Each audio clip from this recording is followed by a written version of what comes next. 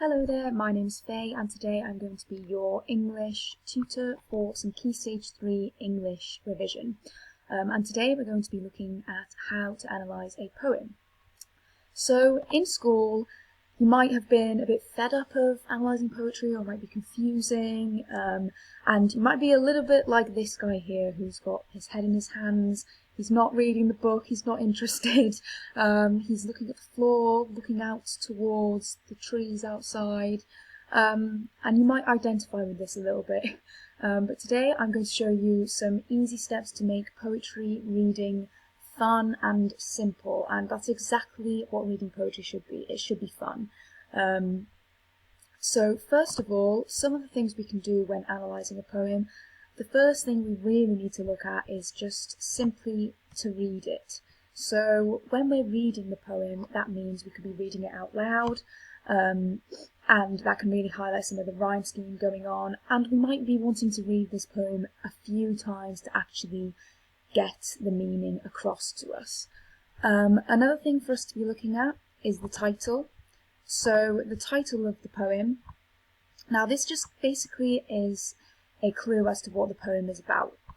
Thirdly, we should be looking at the speaker. The speaker of the poem, this could be a man or a woman, or it could even be a child. And when we're thinking about the speaker, we should also be thinking about the addressee. So who is the speaker addressing? Is it you? Is it me? Is it a general reading audience? And one of the clues we can look for in that sense is looking for that second person pronoun you. Another thing to look for, I think, is one of the most important things when reading poetry, is the mood and tone of the poem. And, you know, after you've read a poem, really just think to yourself, how do I feel? Do I feel sad? Do I feel happy? This could really give a clue as to what the poem is about. So is this about grief? Is this about loss? Or is it a celebration of something? And another thing to look for is the theme of the poem. This really is just, what does the poem mean? And here is when things can get a little bit more fun, because what the poem means to you can be different from one of your fellow students or your friend, and that is totally fine as long as you can justify that meaning with evidence that you find in the poem, so through language, through metaphors, or through the structure. So it's about looking for points of evidence that you can quote to prove your point in what you think the poem means. And that, what the poem means, can be conveyed through a number of what are called poetic devices. So that is through the language, the structure, and the form. And I'm going to go through these in a little bit more detail now. So these poetic devices, first of all, we have the simile. You may have come across this in school before. So this is a comparison of an object, person, or event to something else to better understand the characteristics of something by saying that something is like something else. So for example here, the example I've chosen is the dog ran as fast as a race car and his words cut through my heart like a knife. And as you can see, the point of comparison is as and like. So the dog is like a race car and the man's words are like a knife. So the next example I've got here is a metaphor. This is exactly like a simile, except it is much more powerful in that it suggests that something is something else. So here, the last example I've got is the moon was a white plate in the sky. Now, can you suggest to me what that sentence would be if it was a simile? So that sentence would be, the moon was like a white plate in the sky. So by saying was a, he's creating a direct comparison between the moon and the plate, saying that it literally is a plate. Another important thing to look for is some symbolism. So this could be used through imagery, so the poet uses objects, colours, or places to represent something else. So here I've chosen some biblical imagery, so snakes are evil, doves might be good, and we can look more closely at the poem that I've chosen soon for us to both analyse together and find some of the very interesting symbolism. One other simple thing to look for is rhyme. When you're reading the poem out loud, that rhyme scheme might become very obvious. Here I've got cat, bat, joy, destroy. So rhyme is simply when the sound repeats itself. And even though that might seem really simple on the surface right now, what we will come to see is that can have some quite complex and interesting meaning. So overall, you might be a bit overwhelmed by all these different terms for poetic devices, or even the different ways of reading a poem. So I've come up with a simple acronym for you to apply to poetry, and that is SMILE.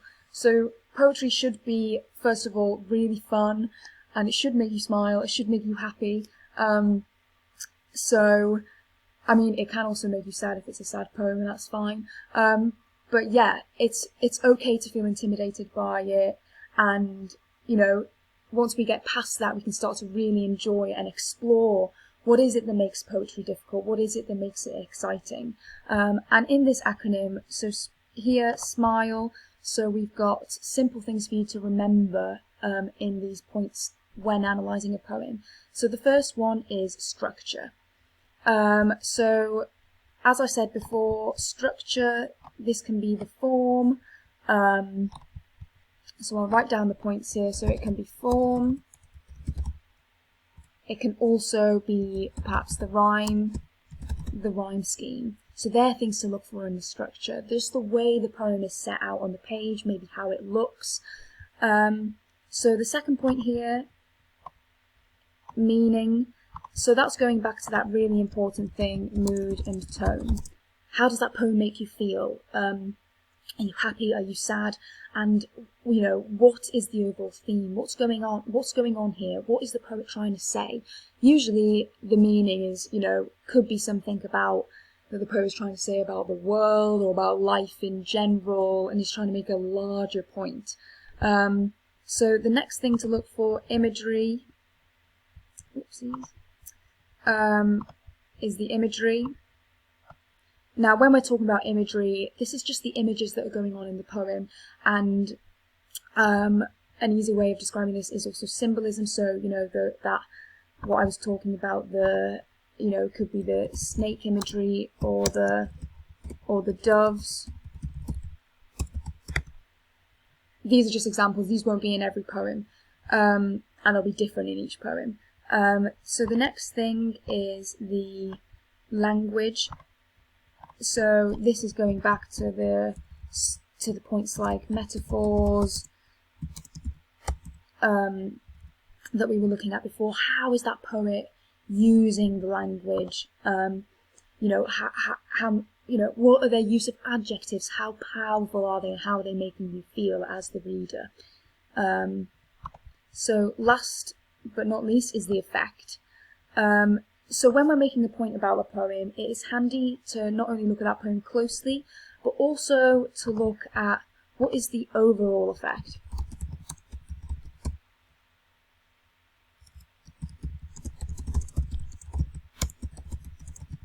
So it's important to look at the poem from start to end, how it might change, and what you think maybe what the first part of the poem, and how does that relate to the end, and find connections throughout that poem of meaning. And basically what we're looking at here is what is the poet trying to say, and how effective are they at doing that?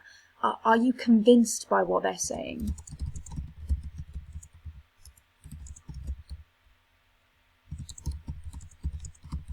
Are you convinced by the poet's point of view?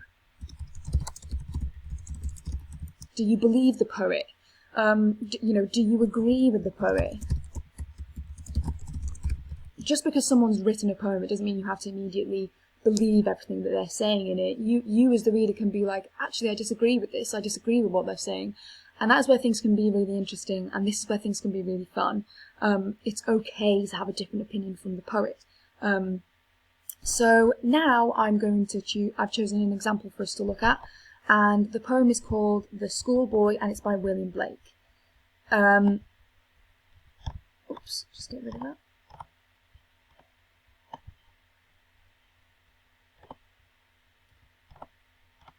So I've left these here for the overall effect, just as points that, just for you to remember as we're reading it. So I will give you 5 minutes to just read that alone, and make some notes. So the schoolboy, generally what this poem is about is a boy who does not want to go to school. We can see from the title it's giving us not only the speaker but also the subject of the poem. So this is about a young boy. He doesn't want to go back to school. He'd rather spend his time learning outside, as he finds that are much more helpful. So I think first of all what we can do is just look at let's just look at the rhyme scheme for the first 3 stanzas. So the rhyme scheme, can you point this out to me? What is going on? What are the repeated sounds? So as you can see, what we have here is we have the repetition of morn, horn, and then tree, me, company. And then we have the exact same repetition in the second stanza. So we again start with morn, outworn, and then away, day, and dismay. Can you see if this changes at any point in the third stanza?